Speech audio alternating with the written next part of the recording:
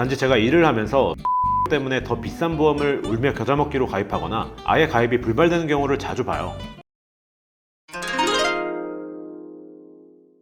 우리가 보험을 가입하는 이유는 당연히 보험금 청구를 통해 금전적인 부담을 덜고자 함일 겁니다. 하지만 기본적인 실비보험도 함부로 청구했다간 청구해서 받는 돈보다 더 많은 돈이 나갈 수도 있어요.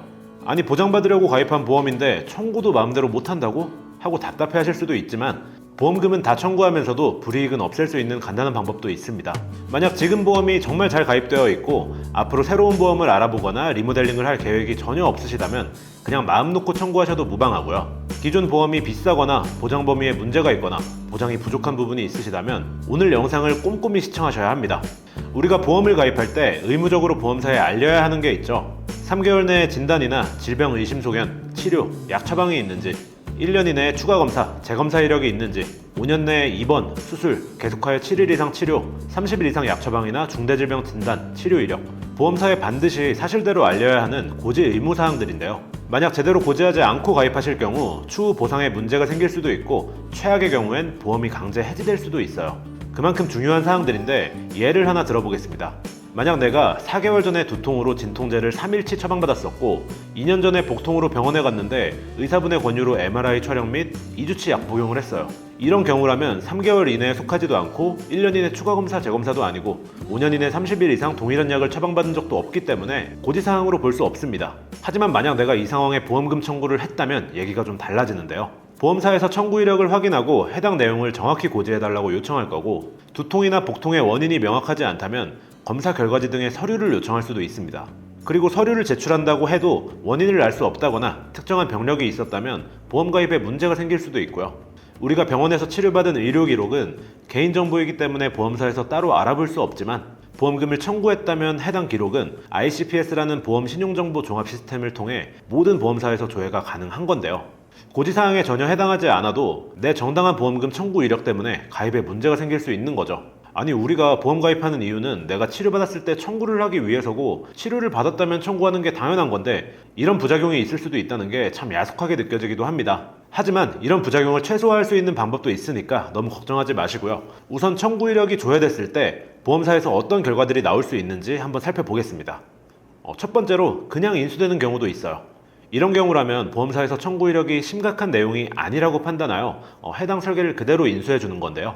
그냥 의외로 쿨하게 인수해 주는 경우도 있고 한두 차례 정확히 어떤 상황이었는지 정도는 물어보는 경우도 있습니다.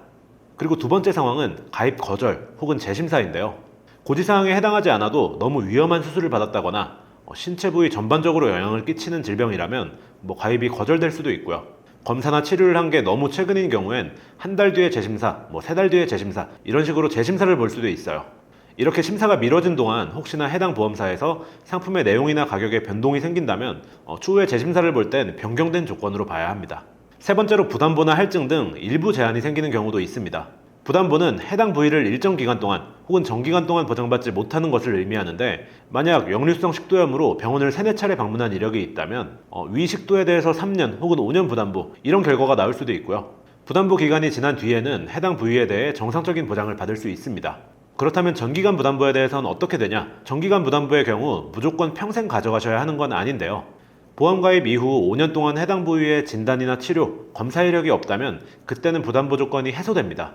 할증 같은 경우에는 부담보 없이 청구 이력이나 병력이 있던 부위도 다 보장해주지만 해당 병력과 관련된 특약들에 보험금이 할증되는 것을 말하는데요.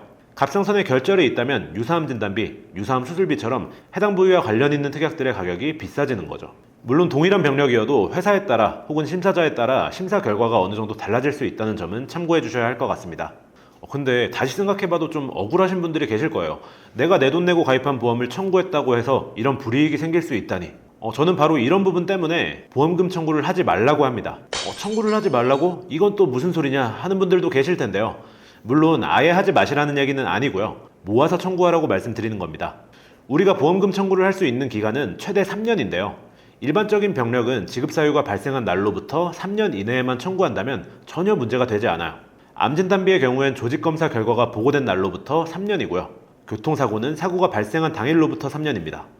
하지만 병원비가 꽤 된다면 아무리 향후 보험 가입 계획이 있더라도 이걸 3년이나 미룰 수는 없잖아요. 고액건이라면 청구하는 게 더 나은 경우도 있으니 내 보험 담당자와 상의를 통해 그냥 청구하시고요. 보험 가입 전에 미뤄둬야 할 청구건들은 비교적 소액의 치료비가 나온 건들입니다. 그래서 지금 당장은 번거로울 수 있지만 치료를 받는 마지막 날에 미리 보험금 청구에 필요한 진료비 세부내역서나 수술 확인서 이런 걸 발급받아 놓으시는 게 좋고요. 만약 내가 가는 병원들이 한두 곳이고 거리도 멀지 않다면 1년, 2년치 서류를 한 번에 받는 방법도 있습니다. 통원치료 같은 경우엔 진료비 영수증이나 진료비 세부내역서 정도만 있으면 되기 때문에 한 번에 발급해달라고 요청하면 일자별로 정리된 서류를 주기도 하고요. 이렇게 보험 가입 전까지 이런 청구 서류를 모아서 청구하게 되면 보험 가입할 때 고지사항은 확실히 지키면서도 청구 이력은 뜨지 않으니 부담부나 할증, 보험 가입 거절 등을 당할 확률이 확실히 줄어들 거예요. 앞서 말씀드렸듯 내 보험이 정말 완벽해서 앞으로 리모델링이나 새로 보험을 준비할 일이 전혀 없다면 바로바로 청구하셔도 되지만 혹시라도 보험에 찝찝한 점이 있거나 보완 계획이 있는 분들이라면 보험금 청구를 하셨을 때 불이익이 있을 수도 있을 거예요. 실제로 저 같은 경우에는 치료비가 얼마 나오지 않았다면 보험금 청구를 잘 하지 않는 편인데요. 실비를 언제 가입했냐에 따라 다르긴 하겠지만 자기부담금이 어느 정도 있다 보니 병원비 1, 2만 원 이 정도는 그냥 청구를 하지 않는 편이에요. 그렇다고 소액이라고 보험금을 청구하는 게 잘못됐다는 건 아니고요. 바로바로 청구하시기보다는 모아놨다가 3년 안에만 청구하시면 되니까 그때 같이 청구하는 게 좋지 않을까 싶습니다. 보험을 하나 보완용으로 새로 가입하려고 하는데 내 청구 이력 때문에 1, 2만 원 혹은 4, 5만 원씩 비싼 보험을 가입하게 된다면 그건 나에게 정말 큰 손해로 다가오겠죠. 이런 변수가 생기지 않도록 보험 가입 계획에 있으신 분들은 자잘한 치료 이력들에 대해서 보험금 청구를 잠깐 미루시는 것도 좋을 것 같습니다. 오늘 영상을 보시면서 내 보험이 잘 가입되어 있는지 점검을 한번 해보시는 분들도 계실 거고 아무리 그래도 이렇게까지 해야 하나 생각도 드실 거예요. 물론 꼭 이렇게 모아서 청구할 필요는 없고 매번 청구하셔도 무방합니다.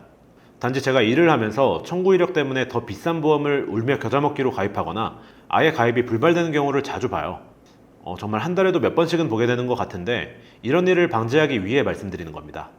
만약 이미 청구를 많이 하신 분들이라면 지금부터라도 보험 가입 전까지 청구를 미뤄두는 게 어떨까 싶네요. 오늘 영상은 여기까지고요. 영상이 도움이 되셨다면 구독과 좋아요 그리고 알림 설정으로 유용한 정보들 한 번씩 받아보시길 바라겠습니다. 저는 다음에 더 유용한 내용으로 찾아뵙도록 하겠습니다. 감사합니다. 본 광고는 광고 심의 기준을 준수하였으며 유효기간은 10일로부터 1년입니다.